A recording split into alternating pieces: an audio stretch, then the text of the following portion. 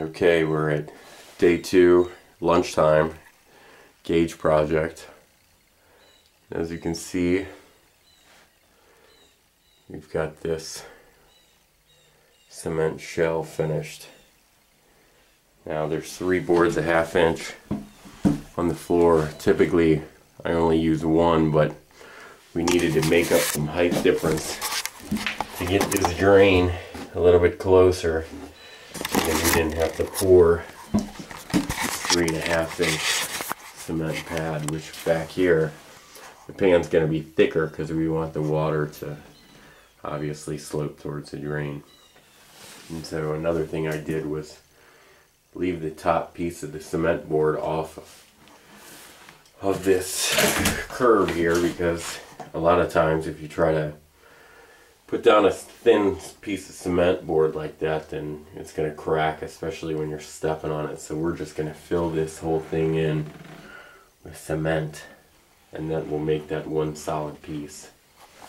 So now we have to tape out the seams with fiberglass tape, which looks like this. And yes, there's a special kind just for cement board versus drywall.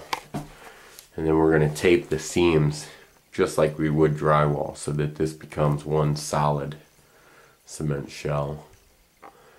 And then even though we're a tad bit behind as far as the schedule goes, we may still be able to have this cured enough, the pan and the tape, by the time I leave, in order to coat it with the latex shell and the red proof.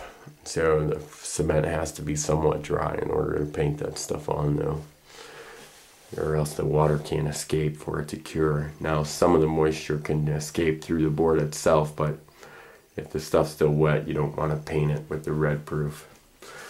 And in addition, I put our P-trap for our drain here out here in the floor of the bathroom instead of in the floor of the shower, because if ever he needs to get to this P-trap here, it's a lot easier to pop one tile off the floor than it is to start digging into this shower pan. So if you can, P-trap outside of the shower.